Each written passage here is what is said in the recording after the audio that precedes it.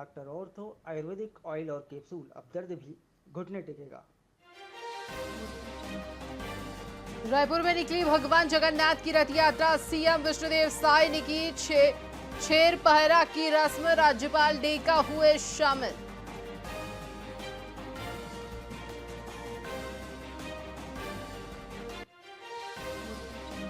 पंचतत्व में विलीन हुए प्रख्यात कवि पद्मश्री सुरेंद्र दुबे। बेटे अभिषेक ने दी मुखाग्नि। रायपुर के मारवाड़ी शमशान घाट में हुआ अंतिम संस्कार।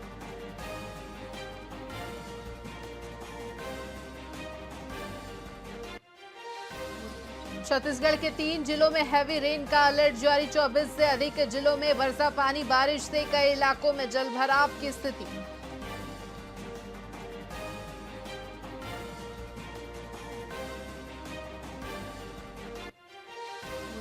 राजनांदगांव में 5 थानों के प्रभारी बदले। डोंगरगढ़ में योग बाबा पर कार्रवाई के बाद फेरबदल। डोंगरगांव में भेजे गए जितेंद्र वर्मा।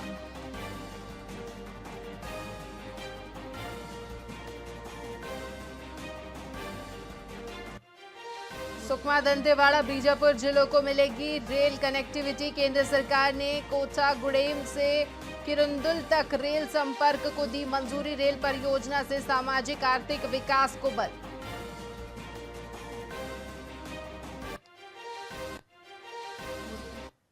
नमस्कार, स्वागत है आपका वीआईपी न्यूज में। मैं हूं आपके साथ आयुषी सुनवानी। रुक करेंगे खबरों की ओर।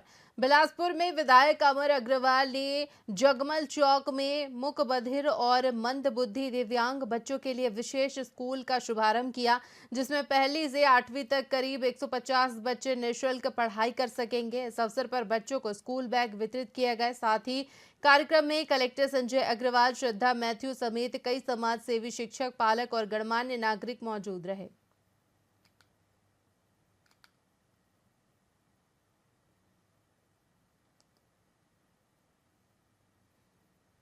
छत्तीसगढ़ के मुख्यमंत्री विष्णुदेव साय ने प्रख्यात हास्य कवि पद्मश्री डॉक्टर सुरेंद्र दुबे के निधन पर उनके घर जाकर श्रद्धांजलि अर्पित की। उन्होंने कहा कि ये समय उनके परिवार के साथ खड़े रहने का है। डॉक्टर दुबे के निधन पर मुख्यमंत्री ने सोशल मीडिया पर गहरा शोक व्यक्त किया। छत्तीसगढ़ी भाषा को वैश्विक पहचान दिलाने वाला बताया। उन्होंने डॉक्टर दुबे की अनूठी रचनात्मकता और समाज में हंसी फैलाने के योगदान को सराहा। डॉक्टर सुरेंद्र दुबे का निधन हार्ट अटैक से हुआ। उनकी अंतिम यात्रा 27 जून को सुबह 10:30 बजे उनके निवास से शुरू हुई।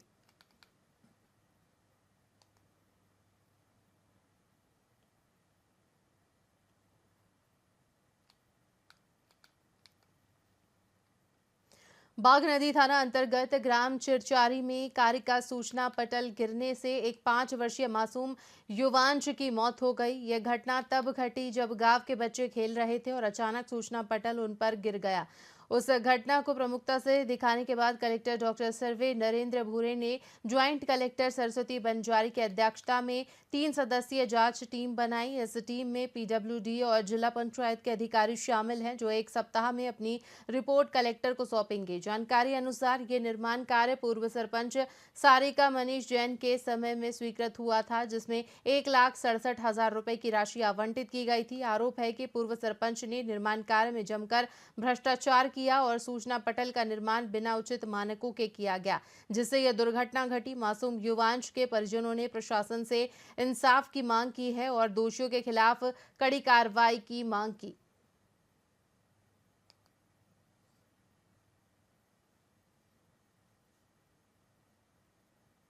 लई दौड़ दौड़ दौड़ दौड़ तो मैं गल सुनो का सांप का भा चिल्ला थे दौड़ो दौड़ो कह के तो मैं दौड़ा ते करल जात रहे तो मन कहते डोकरी मार जाई कूदा थे कि तानी से गए तो मोरे बेटा गिर बाबू मैं का करूं तान पोटारे वैसे अब बढ़ुई कर रोज तान में बेहोश हो गए तान मोर नाती और नतनी नजर के 4 भाटा लेगी 4 भाटा के अस्पताल बंद रही।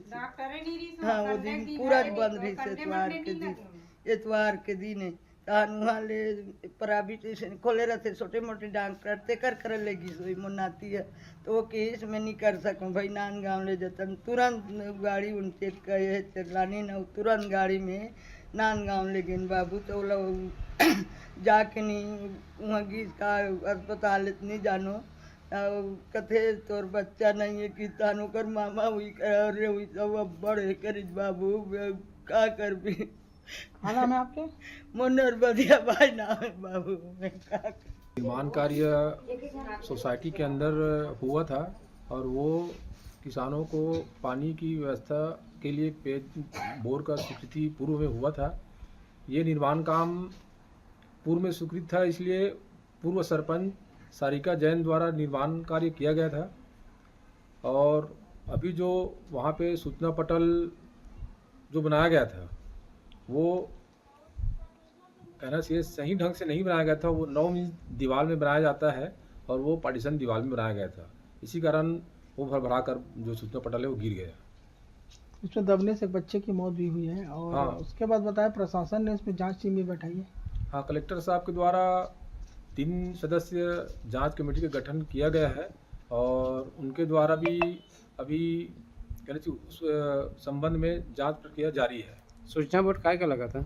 ये निर्माण कार्य जो बोर खनन हुआ था उस संबंध में सूचना बोर्ड बनाया गया था। दबी सोई ना ताने मन चिल्लाई दौड़ दौड़ दौड़ दौड़ दंतेवाड़ा में कांग्रेस कमेटी ने युक्ति युक्तकरण के खिलाफ जोरदार विरोध प्रदर्शन किया। जिला शिक्षा अधिकारी कार्यालय का घेराव करते हुए कांग्रेसी कार्यकर्ता आवरा भाटा दुर्गा मंडप से रैली निकालकर कलेक्ट्रेट पहुंचे। प्रदर्शन के दौरान पुलिस ने उन्हें रोकने की कोशिश की, जिससे हल्की झड़प भी हुई। पूर्व विधायक देवती कर्मा ने आरोप लगाया है कि भाजपा सरकार ने 45,000 शिक्षकों की भर्ती का वादा किया था, लेकिन अब 10,000 से अधिक स्कूल बंद करने जा रही है। उन्होंने कहा कि ये निर्णय दूरस्थ क्षेत्रों में शिक्षा व्यवस्था को कमजोर करेगा। जिला पंचायत सदस्य तुलिका ने कहा कि बस्तर को विकास की दिशा में ले जाने के बजाय सरकार इसे बदहाल बना रही है। युवा कांग्रेस के जिलाध्यक्ष गणेश दुर्गा ने इस नीति के कारण बच्चों की पढ़ाई पर पड़ने वाले नकारात्मक प्रभाव की चिंता जताई।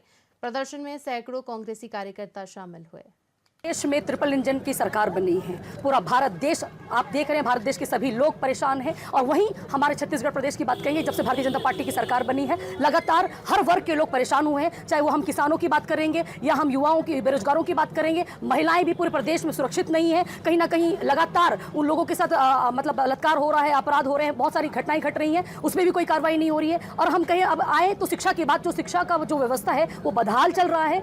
युक्तिकरण के नाम से जो भारतीय जनता पार्टी की सरकार पूरे प्रदेश में ये जो चला रही है अभियान, इसके मैं सबसे पहले कहना चाहूंगी, जैसे चूंकि हमारा जो बस्तर में सुकमा, बीजापुर, दंतेवाड़ा ये अति संवेदनशील क्षेत्र है। इन क्षेत्रों में जो शिक्षक जो बेचारे अंदरूनी क्षेत्रों में शिक्षा दे रहे थे, कई वर्षों से पढ़ा रहे थे, उन लोगों के साथ बड़ा मतलब ये कहा जाएगा कि ये दुर्भाग्यपूर्ण है कि जिस बस्तर को शिक्षा के माध्यम से हम आगे प्रदेश में आगे बढ़ा रहे थे, आज उन्हीं स्कूलों को अंदरूनी क्षेत्रों में बंद किया जा रहा है और उन टीचरों को आप इधर से उधर कर रहे हैं, जिसमें हमारी कई महिलाएं बहनें जो हैं, जो शिक्षक हैं, वो कहीं कहना प्रभावित हो रही है। उन लोगों को अंदरूनी क्षेत्रों में भेजा जा रहा है। जो कई विकलांग हैं और कई हमारे ऐसे जो हैं जो बहुत बुजुर्ग हैं, उन लोगों को भी अंदर क्षेत्रों में उन लोगों को नियुक्ति दिया जा रहा है। साथ ही एक चीज़ और मैं आप लोगों को बताना चाहूंगी कि विगत 13 वर्ष से हमारे क्षेत्रों में सुकमा, बीजापुर, दंतेवाड़ा जिलों में अतिथि शिक्षक के रूप में हमारे टीचर्स जो बच्चे हैं, उन्हीं क्षेत्रों में जो 12th पास करके जो बच्चे अंदर शिक्षा दे रहे थे कई वर्षों से, और जो शिक्षा के स्तर को उन्होंने आगे बढ़ाया, उन टीचरों के भी अभी उन लोगों को भी हटाया जा रहा है। ये सुनने में आ रहा है, जो इतने साल से वो पढ़ा रहे थे, क्योंकि अंदरूनी क्षेत्रों में शिक्षक जा नहीं पाते थे, तो उन्हीं क्षेत्रों में जो 12वीं पढ़े हुए बच्चियां थी, जो बच्चे थे, वो वहां शिक्षा दे रहे थे, आज उनको भी हटा दिया जा रहा है। साथ ही आप इसमें तीसरा बताएंगे कि जो रसोइया थे, चाहे उसमें जितने लोग हमारे जुड़े थे, सबको कहीं ना कहीं नुकसान हुआ है। और एक चीज कहना चाहूंगी, जो बड़े मुश्किल से हर गांव में, एक पंचायतों में एक स्कूल चल रहा है, आप उस स्कूल को बंद करके, क्या बड़े मुश्किल से तो 10-15 बच्चे वहां पढ़ने आते थे, आप उन स्कूलों को बंद कर रहे हैं और उनको कहीं और शिफ्ट कर रहे हैं, तो क्या हमारे बच्चों के लिए क्या वहां गाड़ी की व्यवस्था की जा रही है, क्या बसों की व्यवस्था की जा रही है? इसका जिम्मेदार कौन है? ऐसी सरकार को उखाड़ के फेंकना बहुत जरूरी है और जनता देख रही है लगातार ये सभी पूरे क्षेत्र में कि ये जो विरोध है, और अगर ये अपने आप को नहीं करेंगे तो एक बहुत बड़ा आंदोलन होने वाला है। देश बेमेतरा जिले में प्रदेश कांग्रेस कमेटी के निर्देशानुसार शिक्षा विभाग में युक्ति युक्तकरण के नाम पर भ्रष्टाचार और अनियमितताओं के खिलाफ जिला कांग्रेस अध्यक्ष आशीष छाबड़ा के नेतृत्व में जिला शिक्षा अधिकारी कार्यालय का घेराव किया गया। कांग्रेस ने आरोप लगाया है कि प्रशासन युक्ति युक्तकरण के नाम पर प्रदेश में स्कूलों को बंद कर रहा है, जबकि शराब की दुकानों का संचालन बढ़ा रहा है। इसके अलावा डीएमएफ फंड में बड़ा घोटाला भी सामने आया है। जिले में 320 स्कूलों के युक्तिकरण में घोर अनियमितता बरती गई है, जिसमें सीनियर शिक्षकों को जूनियर के रूप में सूचीबद्ध किया गया है और विकलांग शिक्षकों को बिना विचार के शामिल किया गया है। जिलाध्यक्ष आशीष छाबड़ा ने कहा कि शासन के आदेशों के बावजूद कई शिक्षकों का संलग्नीकरण अब भी जारी है, जिससे मूल शालाओं में शिक्षकों की कमी हो रही है। उन्होंने भाजपा सरकार के कुशासन की आलोचना की।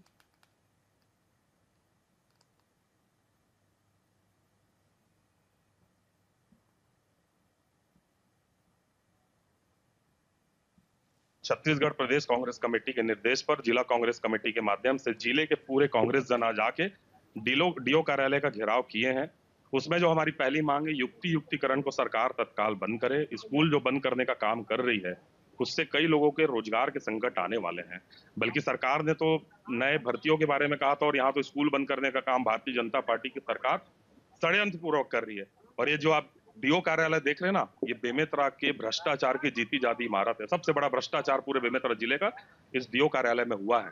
आप डीएमएफ के माध्यम से जो खरीदी हुई है, आप जाके जिम के सामग्री को देखिए, लाखों रुपए की सामग्री और युक्तिकरण के नाम से, पोस्टिंग के नाम से डीओ कार्यालय से लाखों रुपए का गोलमाल किया गया है। मेरा तो आरोप है, उस पूरी अगर भ्रष्टाचार की जांच की जाएगी ना, तो पूरे प्रदेश का सबसे बड़ा शिक्षा का घोटाला बेमेतरा जिला उसमें नाम आएगा। 10,000 स्कूल बंद किया गया करने का सोच रहे हैं छत्तीसगढ़ में अभी सरकार, भाजपा सरकार। उसके विरोध में हम लोग आए हैं, क्योंकि इसका बहुत ज्यादा ही प्रभाव बच्चों के भविष्य के ऊपर पड़ रहा है। क्योंकि शिक्षक भी नहीं है स्कूलों में, और आत्मानंद के बच्चे लोग जो गए थे कलेक्ट्रेट, तो वो बोलते हैं डीओ सर के पास जाओ, डीओ सर बोलते हैं कलेक्ट्रेट में जाओ। तो बच्चे आखिर जाए तो जाए कहाँ? स्कूल के प्राचार्य बोलते हैं कि एलईडी से पढ़ाई करो या फिर टीसी ले लो। तो ये कौन सी प्रकार की जवाबदारी है प्राचार्य की?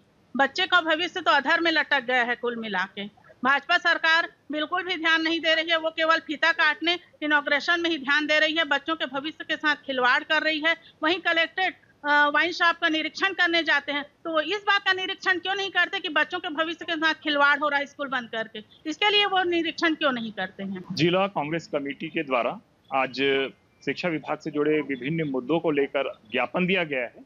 जो ज्ञापन दिया गया है उस पर पूरी तरह से, पूरी संवेदनशीलता के साथ शिक्षा विभाग के बच्चों से जुड़ा हुआ जो भी मुद्दा है उन सब पे सारी कार्रवाई हो रही है, और उसके लिए हम पूरी तरह से रिस्पॉन्ड हैं और हमारी जवाबदेही तय है। इस पे हम पूरी तरह से, जो भी ज्ञापन आया है वो कार्रवाई हो रही है और इसको हम पूरी तरह से एड्रेस करेंगे और इसका पूरा रिप्लाई देके हम कार्रवाई इस पे करेंगे। तो छत्तीसगढ़ प्रदेश कांग्रेस कमेटी के निर्देश पर जिला कांग्रेस कमेटी के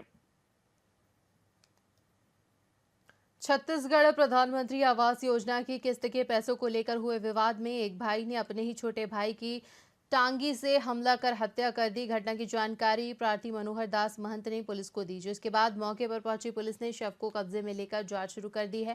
थाना प्रभारी लखनलाल पटेल ने आरोपी धनीराम शिकारी को हिरासत में लेकर पूछताछ की। पूछताछ में आरोपी ने जुर्म कबूल करते हुए बताया कि प्रधानमंत्री आवास योजना की 40,000 रुपए की किस्त पिता के खाते में आई थी, मगर आधा पैसा मांगने पर मनीराम से विवाद हुआ। पुलिस ने आरोपी को गिरफ्तार कर आगे की कार्रवाई शुरू कर दी है।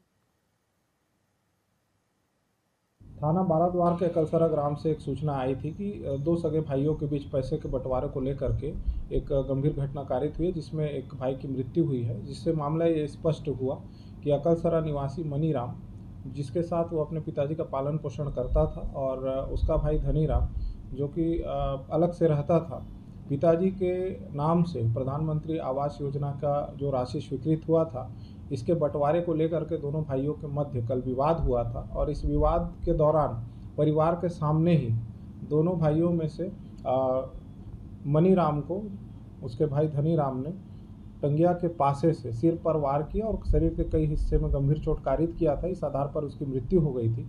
तत्काल सूचना पर मर्ग इंटीमेशन जांच किया गया और हत्या का प्रकरण होने से हत्या एवं साक्ष्य छुपाने के आधार पर प्रकरण दर्ज किया गया था। एफएसएल की टीम और थाना बाराद्वार की टीम के द्वारा जो साक्ष्य जुटाए गए थे, आरोपी के पास से जो हथियार इस्तेमाल किया गया था इस घटना में, उसको जब्त किया गया और पर्याप्त साक्ष्य के आधार पर आज इसे माननीय न्यायालय रिमांड प्रस्तुत किया गया है। थाना बाराद्वार के कलसरा ग्राम से एक सूचना आई थी कि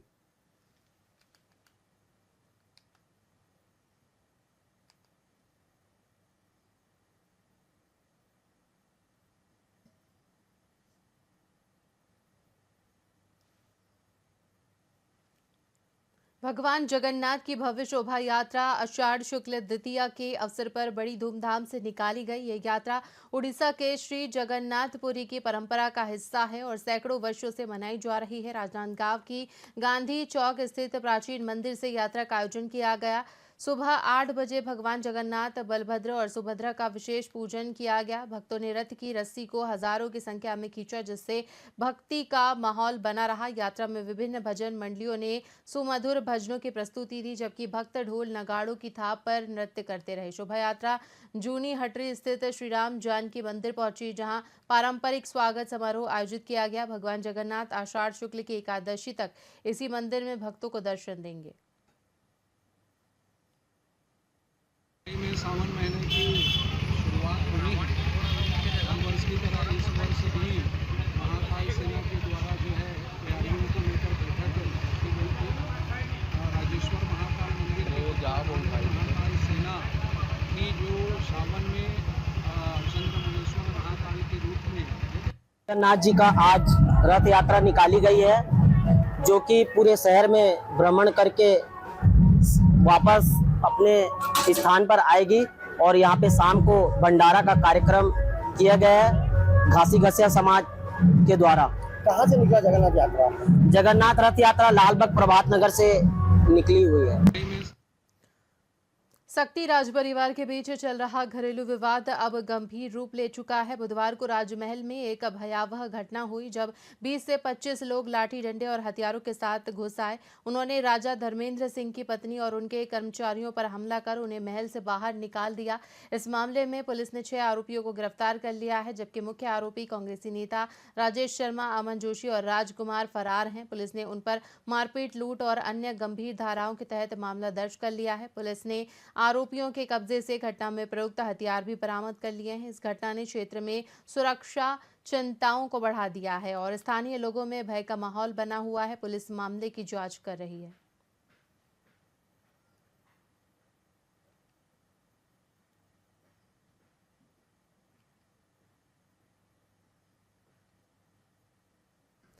खबर छत्तीसगढ़ से सामने आ रही है, जहां पर शक्ति राज परिवार का घरेलू विवाद अब हिंसक रूप ले चुका है। आपको बता दें कि राजमहल से बाहर निकाल दिया गया और साथ ही मारपीट भी की गई थी, जिस पर पुलिस ने मामला दर्ज कर लिया है और आगे की कार्रवाई शुरू कर दी गई है।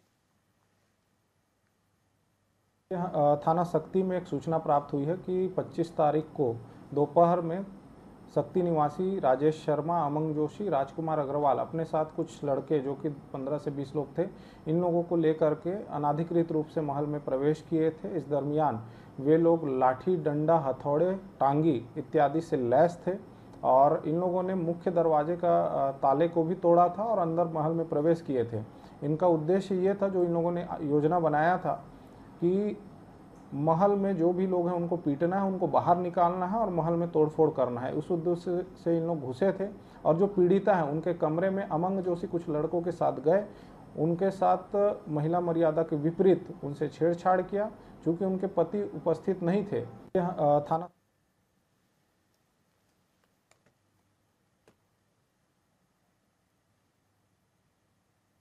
इसी के साथ खबरों में फिलहाल इतना ही। बने रहिए VIP न्यूज़ के साथ। मुझे दीजिए इजाजत। नमस्कार।